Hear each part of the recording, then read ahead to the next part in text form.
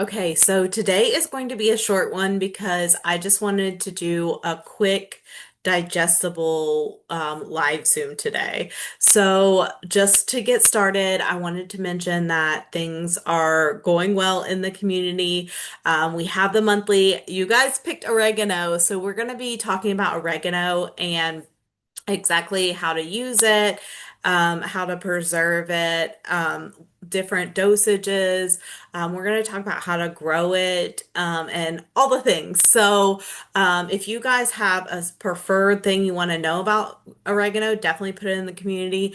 I will be adding that in the monthly, and I'm going to do a better job at making sure that July we have a monthly before July starts. So I'm going to put that next week. I'm going to start that. So I'm excited about that. We also have like in the monthly, I wanted to make sure that you know you don't just get the monthly. There is so much. And actually, I wanted to share that with you. So I'm going to try, let me pull that up on my screen so you guys can see it. Um, let's go ahead. I'm just pulling it up right now. Let me share this. Okay. Okay, so not everybody knows what's all in the monthly. It definitely, you can see exactly what all goes into the monthly right here. So, any Zooms that you don't see right away, they're going to be in the replays there. You also get the best value packed herbs. That's sectioned into some really great sections. So I will post herbs in the community anyways, but there's extra herbs that you actually can't see if you're not in the monthly. That will be posted there, and then it's also more organized so you can go see it better. Pain to comfort. Now, this section I haven't put a lot into yet. Once we get up and going with you guys telling me what you want, I will be putting those in there. I think I have allergies right now. And oh, there was another one. But, I definitely let me know if you want anything that's like, I've got this element. Oh, blood sugar is the other one that's in there. So we can add some more in there. And then, we also let me show you here in the classroom. Okay, so for the first 20 people that are into the group, you're gonna get dosages for free. This one is typically a paid one and done situation, so you'll have it forever. I add more dosages all the time into that area. But this is the dosage area that you will get for free if you get in soon. Um, and so the live trainings replays, I said that comfort to paint, and I'll just go ahead and show you what that kind of looks like. So there's quite a bit already in here. But there's more that I want to add over time, but I definitely want to know what you guys want. So I don't want to just be out here doing it on my own. If you get the monthly, you'll get two coaching sessions with me. One where we kind of talk about what you're concerned about, and then off the top of my head, I will give you the plants that I know work well with that. And then I will go and do research, and then we'll come back and we'll talk about other options on different plants that you could potentially use um, based on my research. And I do like to use what people used in history, but also what current science is saying. So I don't like to just have one area. And then the gardening section is new, but we are starting to add to the gardening section. And so I'm super pumped about that.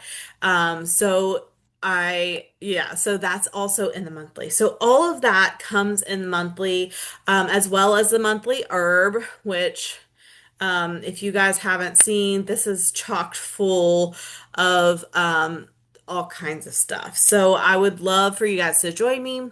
And I'm probably gonna post this one Zoom into the community because I didn't promote it very well. I don't even know if anyone will be in here.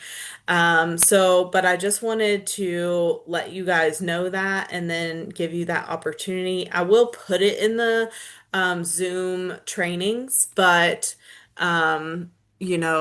yeah. Okay, I'm gonna let Sam's coming in. But yeah, I will put this in the Zoom trainings, but I'm gonna actually let everybody watch this replay, so that everyone has the opportunity to see it. It's super basic, and I feel like new people probably want to see, how this is going. So let me stop sharing this one and switch over. Let's stop sharing this one. How are you doing, Sam? It's just me and you, but I am recording Oh, already. missed you. And I'm glad I didn't. What? So, You almost missed it. Yes. I didn't really promote this one very much. I didn't really talk about it very much.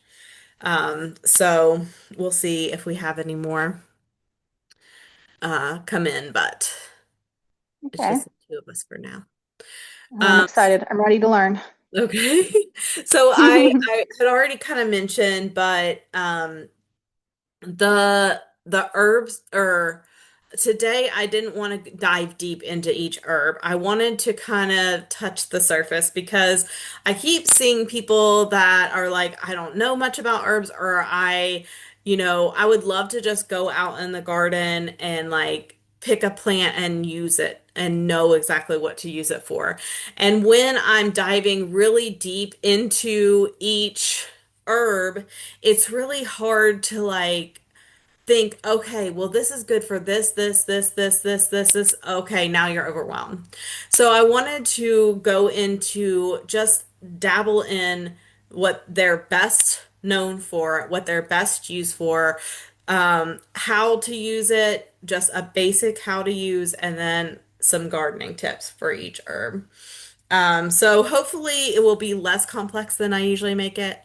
Let me know if not. I'll make it easier.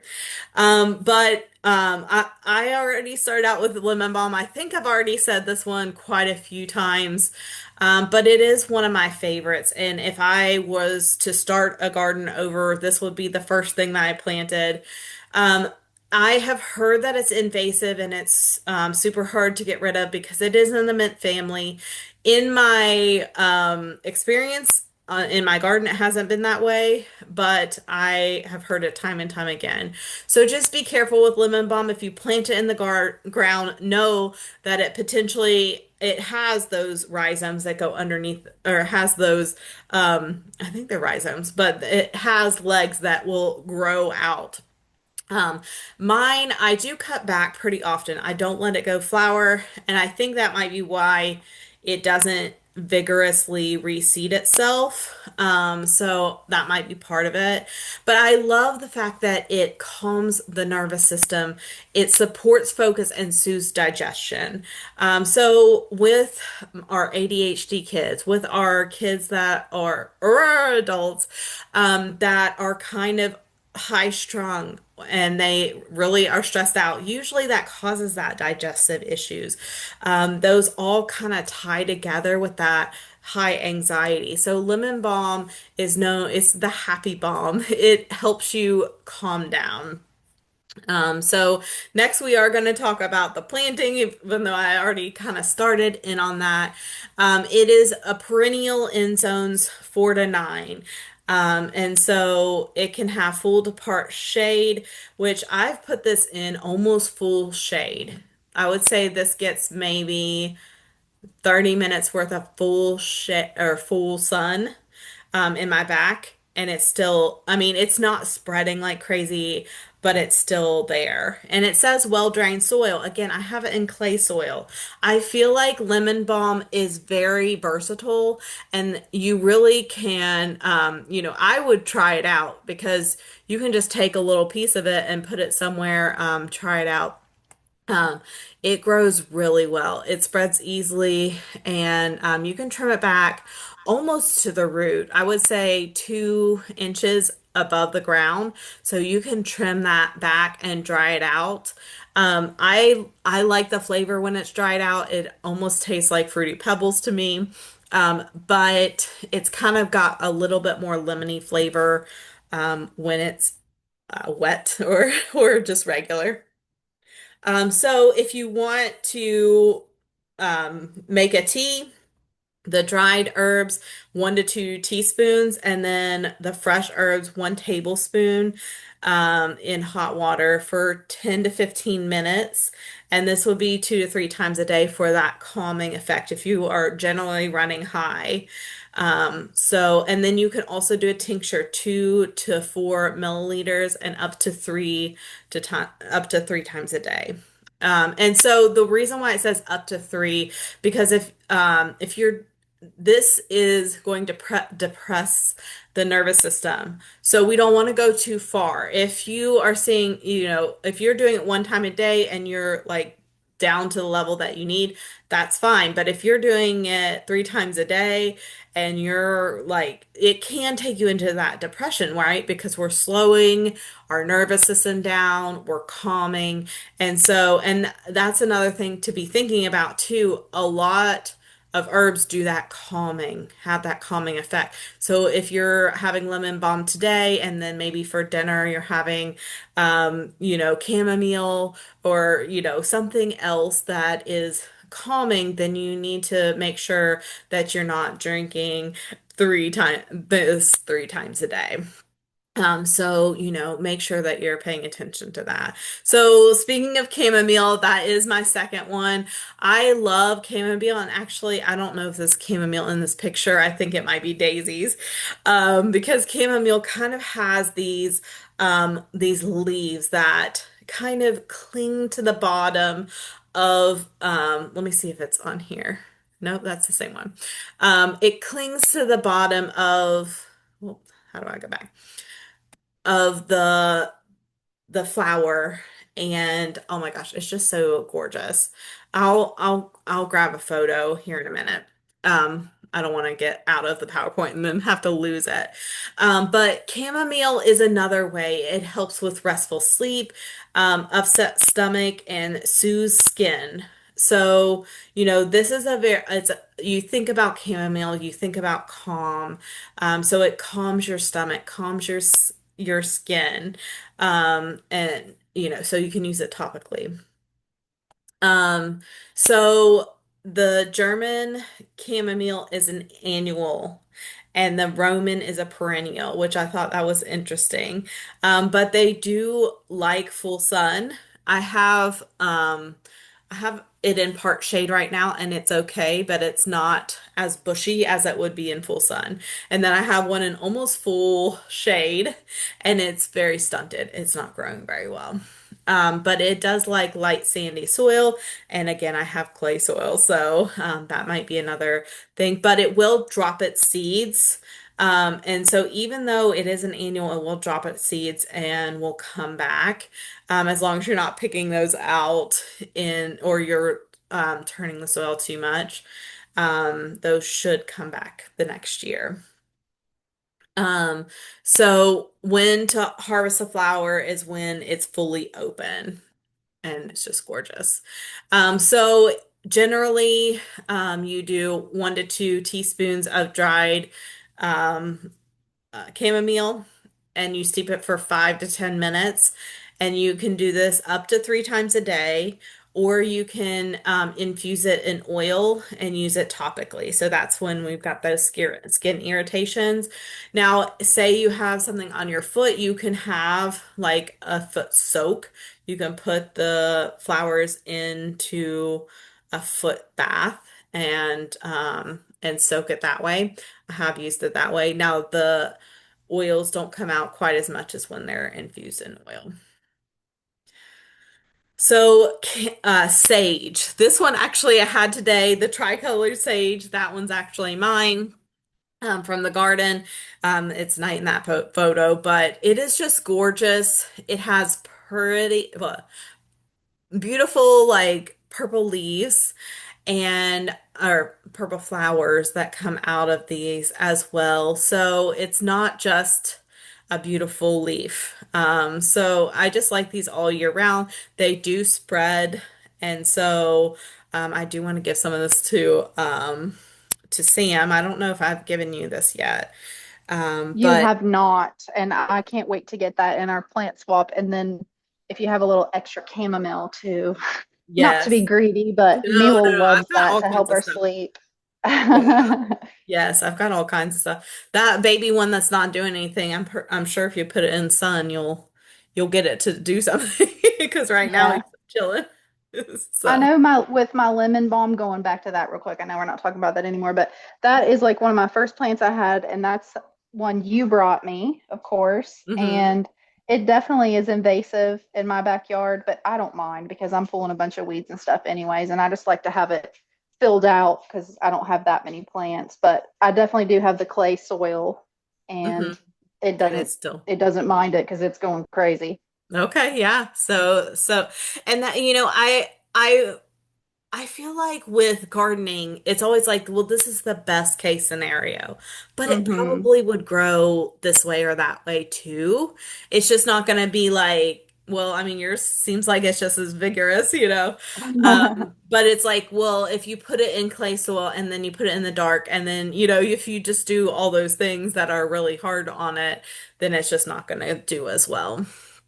And then sometimes it everything defies the rule. Like you don't even know why it Rebellious. works. Yes. But sage is great for the clarity of your mind, digestion, and it helps with sore throats. So, I typically use it. I like it with pineapple. I like grill it. Well, I fry it, on the frying pan with usually with chicken, sometimes with broccoli and pineapple. I just always like to have that pineapple in there. The pineapple sage flavor is really good to me. Some people hate sage. I can see why, because it is a very intense flavor. It kind of reminds me of a goat, which is weird, but it's a weird flavor. But anyways, so this needs full sun, which I have it in part shade. It says sandy and well-drained soil. I will say it's up against my house. It doesn't get a ton of water there, but it's fine. Avoid overwatering because it likes to dry out. So that's nice. We don't have to do much around here at all with it, probably. I don't water it very often, so. And then sage dosage is 1 teaspoon of dried leaves per cup of hot water. Well, hot tea, hot water. Yeah. And then steep it for 5 to 10 minutes, max 1 to 2 cups a day. Or you can gargle it if you've got that sore throat. 1 teaspoon and one of dried leaves per cup, and it cools your sore throats. So, calendula. Okay, so for a very long time, I heard calendula and I thought it was marigolds because marigolds are calendulas. And so I got very confused. And so when I'm talking about this calendula, I'm talking about the flower that's in the photo. This one is, I just finally got the seeds this year. It is a stunning showstopper. I just got the first flower and it's super beautiful and it's got buds all over it, so I cannot wait for it to like completely bloom out. It's good for anti-inflammatory and wound care and digestion. And so you're gonna use this in a very similar way as you're gonna use plantain if you've been on my previous, which I know, Sam, you have. You know all about plantain. We found it together and figured it out. But if you have a wound, calendula is good for fighting any of that inflammation. And it helps with the inflammation. Also, it's got some bacterial properties as well. But so you're going to use it on wounds as well as digestion. So calendula is an annual, but it likes full sun to part shade and well-drained soil. And if you deadhead it a lot, then it will continuously bloom throughout the year. And I think Dennis said that over where he's at, it's actually a perennial. But yeah, here it will die out, but it will create a bunch of seeds so you can save those. And so the dosage is 1 to 2 teaspoons of dry petals per cup if you're going to use it for digestion. And then you can have 2 to 3 times a day. If you're going to use it for a salve or an oil, then you need to do it topically. And that would um, I would use I would just okay, so with the oil, so I would take the petals and just make sure that the petals are covered by the oil. So it doesn't have to be like a certain, like more of an eyeball versus a teaspoon or tablespoon with that. So Tulsi basil is kind of my gateway, my gateway plant. This might have been our first one that I brought over because, okay, if you see this in I actually went and found the plant that I had that is the true Tulsi holy basil. So what you see typically in the store is that purple one, and that still has some amazing benefits.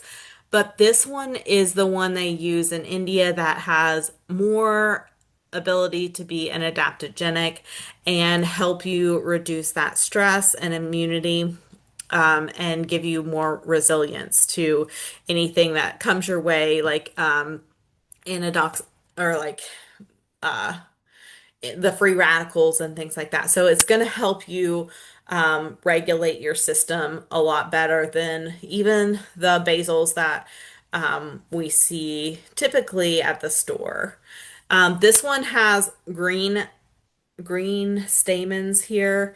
It's got the green leaves, and it's actually kind of the flavor is not my favorite. The Tulsi is kind of got like this is Tulsi, but like the purple Tulsi, it's like a little bit more sweet. This one's kind of almost tastes chemically, but I mean it's still like once you start using it, you're kind of like crave it because you're like, oh my gosh, I'm stressed out. I need my Tulsi. And it really does calm really well. Um, but it Is that is the one just, that tastes like, I'm sorry, go ahead. is that the one that tastes like licorice a little bit too? There's one of them that kind of tastes like licorice, but I can't remember which one it is. I think that's the purple Tulsi, the purple Yeah, one. Yeah, I mean, I would say it has an undertone of licorice, but the not super purple one strong. is stronger with the licorice flavor. Yeah.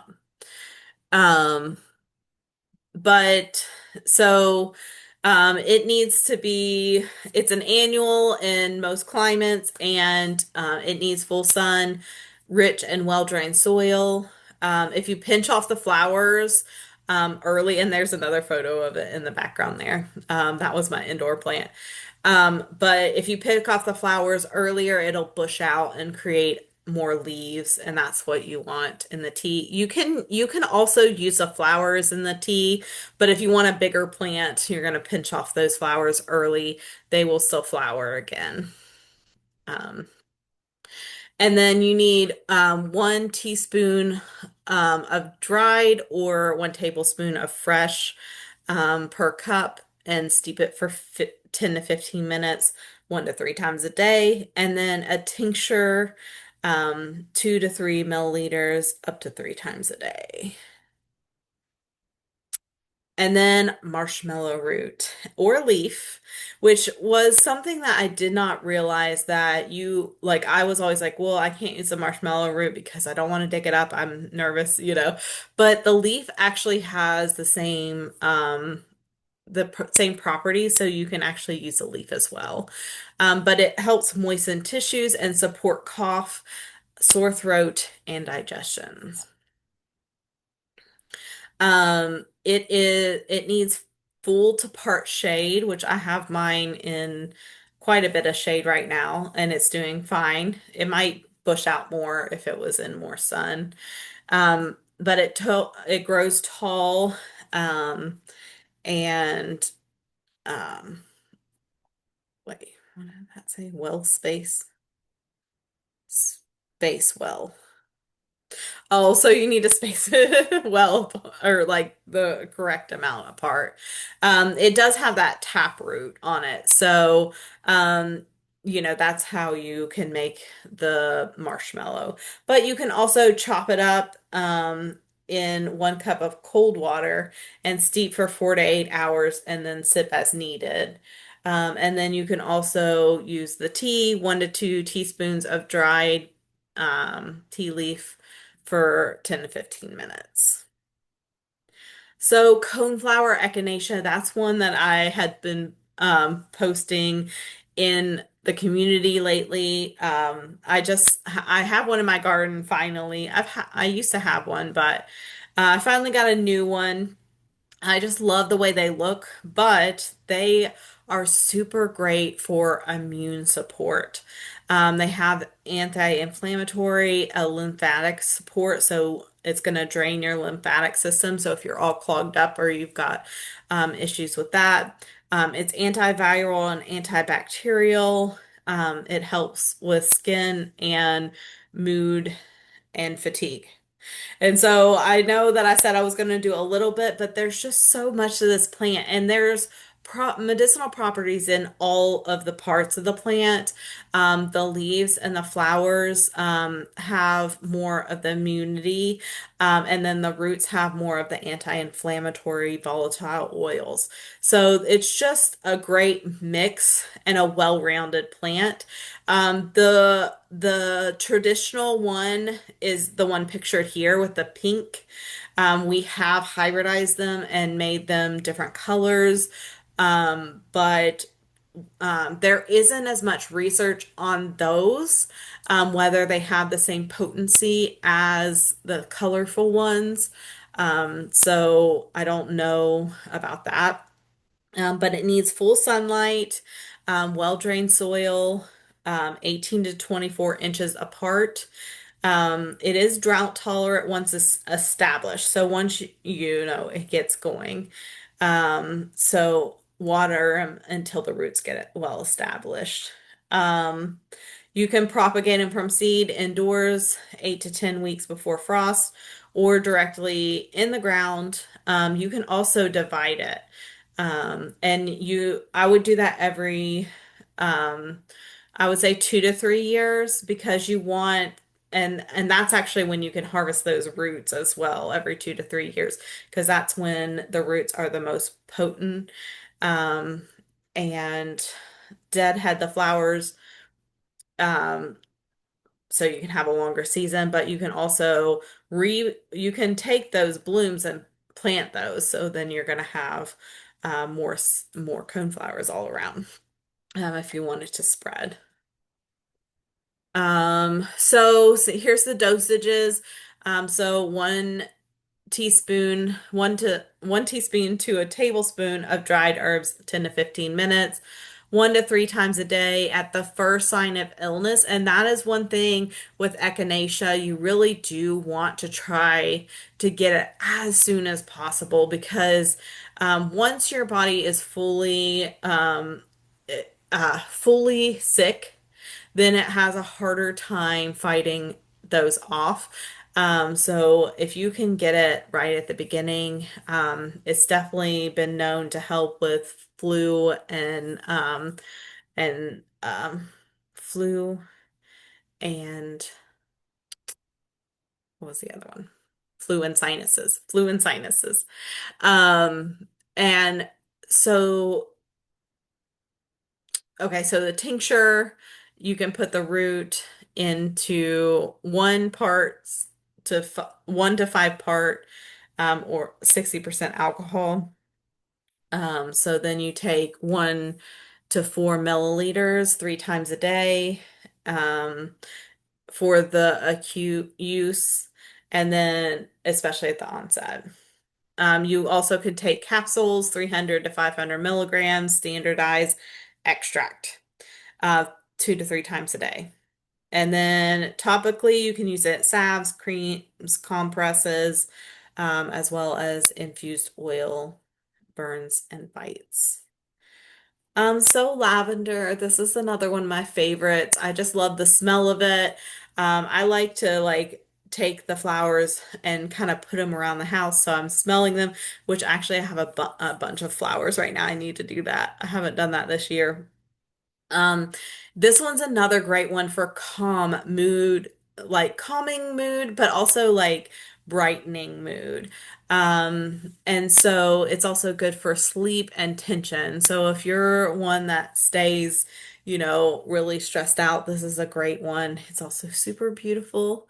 It is a perennial, and so with lavender, I know it doesn't need a ton of fertilizer. It doesn't like really you around here, you don't need to water it.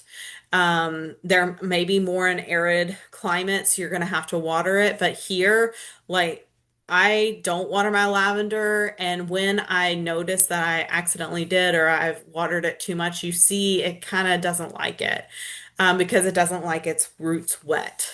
So it's even good for a rock garden.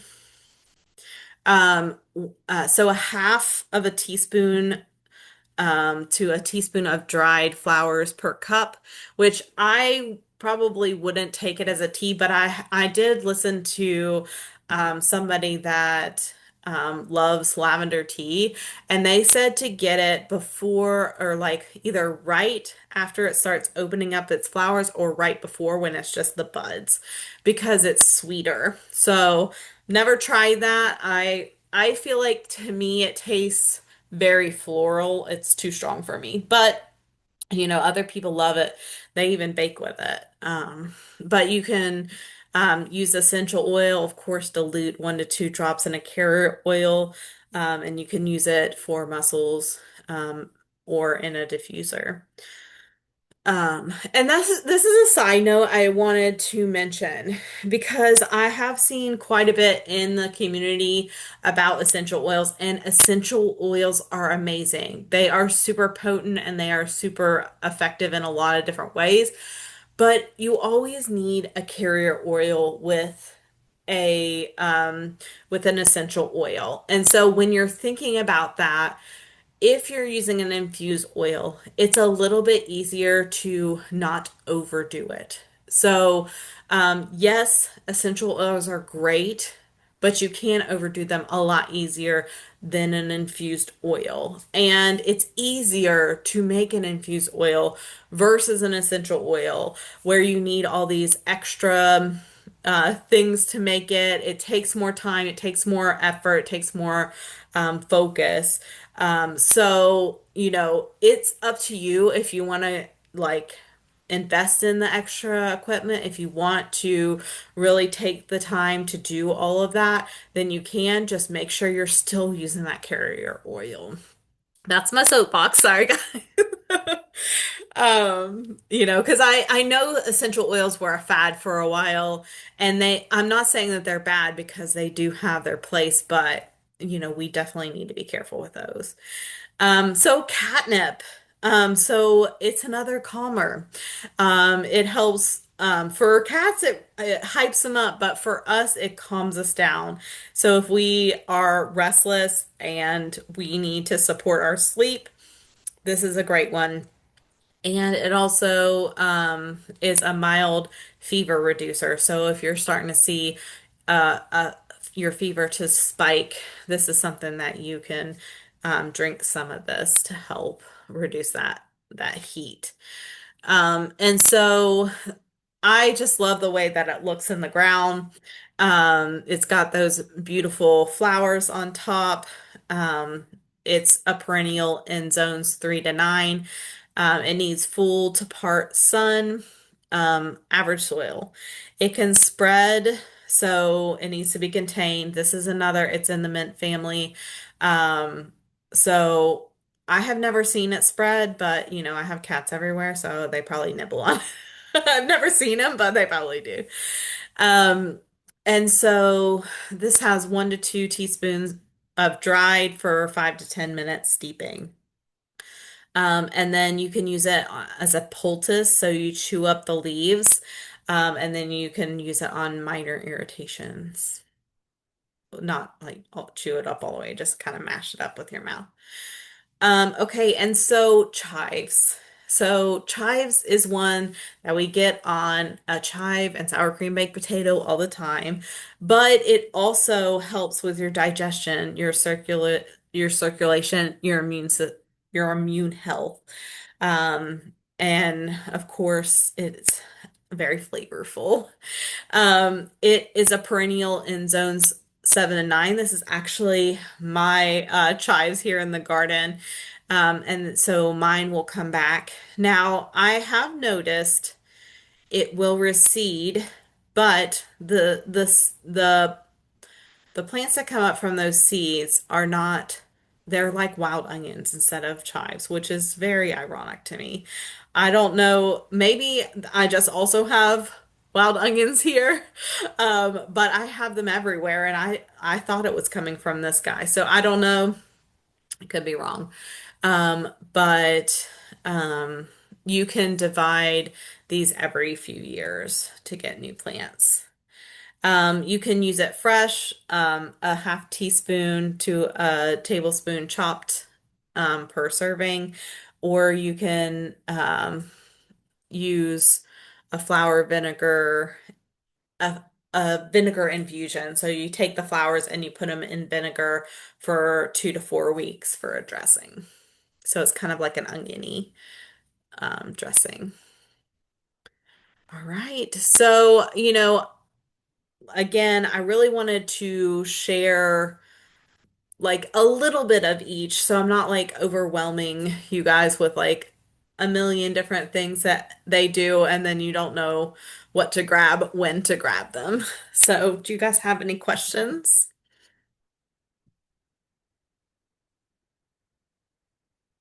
No questions?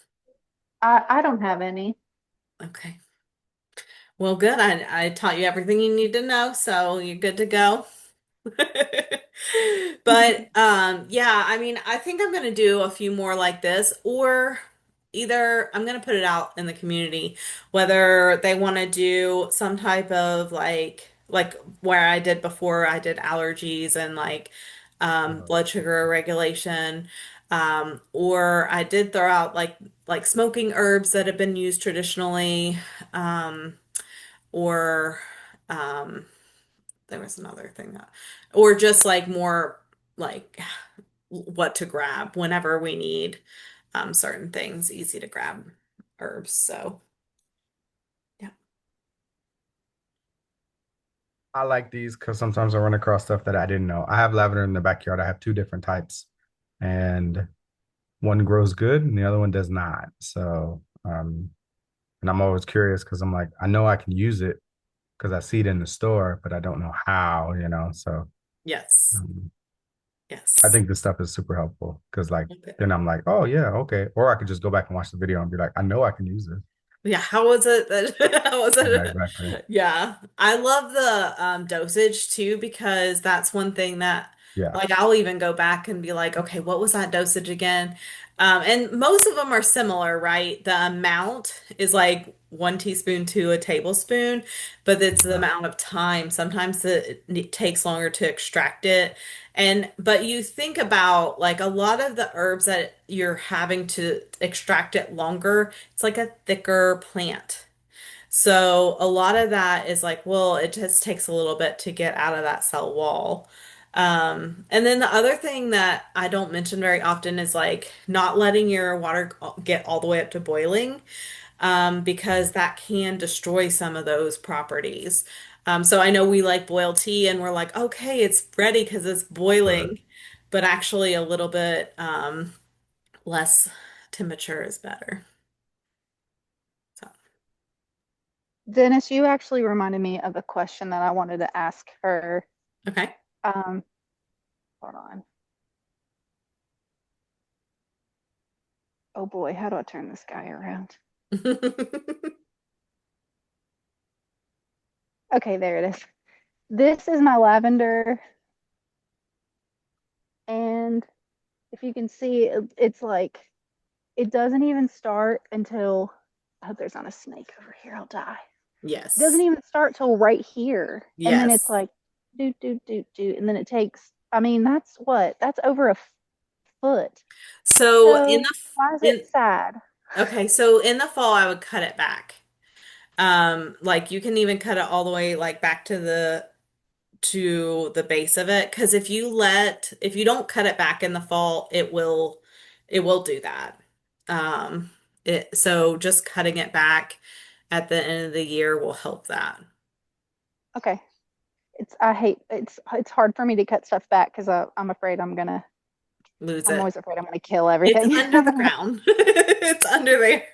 It will come back. I mean, like, with lavender, like, yeah, maybe it wouldn't. Like, there is a potential because my mom has cut it back too far and it hasn't come back. So I'm not saying that every single time it will. And with our winters, like here, you never know whether we're going to have a very severe winter or a very mild winter. And so our mild winters, it will be fine. But some of our more severe winters where it's like those ice storms and stuff like that, that's when it's probably not going to make it. But that legginess eventually is probably not going to be good for it either. I mean, you could also bury it, like put that stem underneath the ground. Wait, no, I don't think that lavender roots well, does it? Okay, that's a good question. I have heard people rooting lavender in water. I have never been successful with that, but so I'm assuming that it's gonna root on the stem if it does that. Um, We can research it for our root rebels okay, that sounds good. group. It's perfect. Perfect. Yes. I don't know. That's a good question. Whether we can, whether you could just bury it, because yeah. Yeah, I wish Okay. I knew. I have no idea. Yeah. I mean, rosemary and lavender, I've heard so many people that, oh, just take off the bottom stems and put it in water and it will grow. Yeah. But where it doesn't like its roots wet, I've never got it to work. And maybe they do, maybe they change out their water more often. I don't know. I don't know what the difference is. But people are like, "Oh, I just did a cutting of rosemary or or lavender." Okay. Good job. Or maybe I can't different do that. types of lavender or something. I don't know. Yeah, I have no idea. Yeah, maybe it's like the greener part that's softer that they do. Maybe the less woody parts. I don't know. I'm in trouble then if it's the less woody parts because it's Yeah. pretty much the whole thing. Yeah, that's all wood. Yeah. Yeah. But you can always take some of mine and like start it if it works. Oh yeah, because y'all live next to each other. Yeah. Yes. I live in West Virginia. She lives all the way in Ohio. Oh, okay. It sounds like it's really far, but it's literally like t 20 minutes from here. Just Oh, across the river. okay. Yeah. Yeah. Maybe 15 if I'm 15. driving. Yeah. Yeah. The Ohio River goes between us, but the Oh, Ohio okay. is like basically in my backyard. So we can get to Kentucky in 20 minutes too. We're the tri-state area. Must be nice. I'm not getting anywhere in 20 minutes. Smack I'll still, dab in Nevada. yeah, I'll still be in Las Vegas in 20 minutes. Yeah. Oh, yeah. Yeah. So, but All right, guys. If you don't have any questions, I'm gonna end it here. alrighty. And Thank you. I figured it would be Thank shorter, you. but it was actually longer than I expected. So good That was good. job. All right, guys. You have a good night. All I'll right, talk you too. Bye, you too. Bye. to you.